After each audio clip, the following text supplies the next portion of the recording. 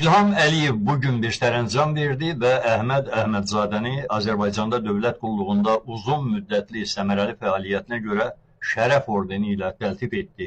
Nəyə görəsinə baxaq mı? Məsələn, jurnalistlər üzə çıxarmışdılar ki, Cuma Əhmədzadənin Lipno Investment şirkətinin sənədləri 2019-cu ilin iyun ayının 4-də Çexiyanın Maliyyə Nazirliyinə təqdim edilib. Şirkətin aktivləri 2 milyon 89 min dollar, bundan başqa şirkətin qeyri-maddi mal varlığı 1 milyon 860 min dollar təşkil edirdi. Mən elə İlham Əliyevin özünün qrant verdiyi, maliyyələşdirdiyi mətbuata istinad edərək Əhməd Əhmədzadənin sahibi olduğu mülklərin, yerli və xarici şirkətlərin bir qisminin siyahısını təqdim edə bilərəm.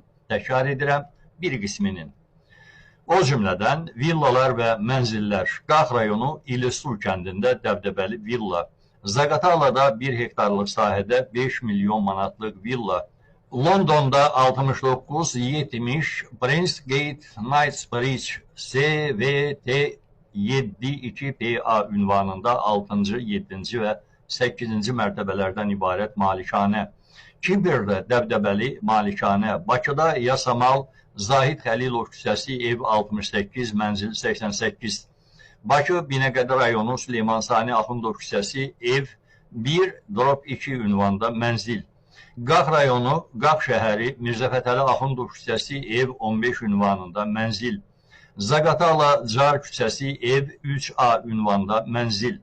Otellər və restoranlar. Qaxda El Resort Otel kompleksi.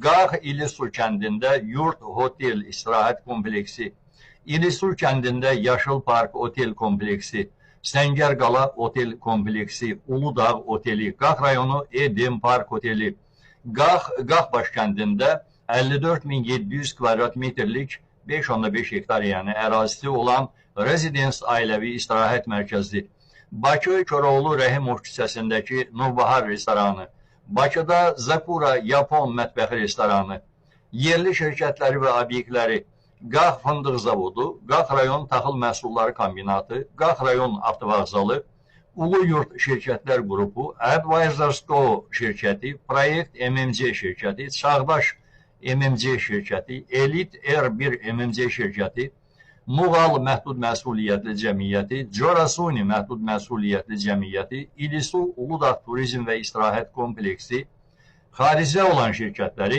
Çexiyada ALPS şirkəti, İngiltərədə Guniel Limited şirkəti, İngiltərədə Globally Ltd adlı daha bir şirkət, Türkiyədə Etiler Dış Ticarət Limited şirkəti, Kipr və Cenevrədə də şirkətləri və biznesləri mövcuddur.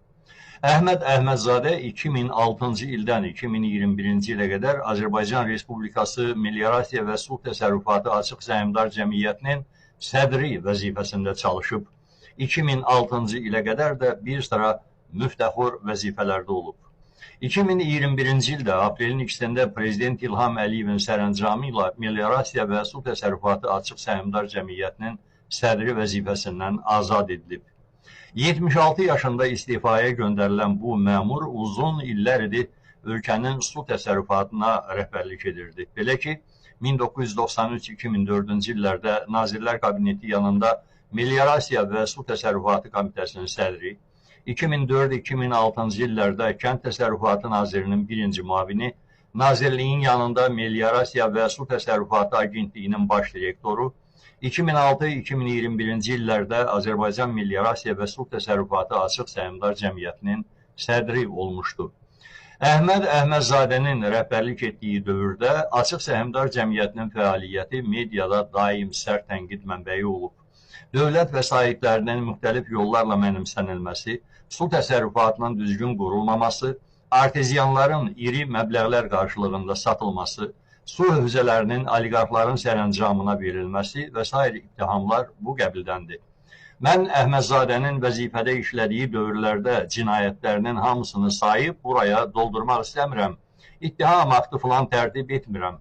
Günün birində metro tağı kimi ölüb aradan çıxmasa ittiham aktı da tərtib ediləcək.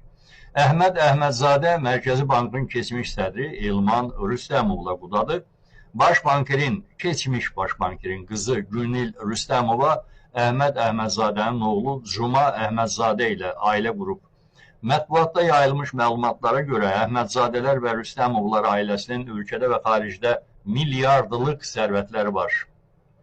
Bunlara görəmi onu şərəf ordeni ilə təltif edib İlham Əliyev? Axı, məsələn, Eldar Mahmudovun korrupsiya yolu ilə əldə etdiyi sərvətlərin həcmi bundan da çoxudur. Bəs niyə onu təltif etməmişdi?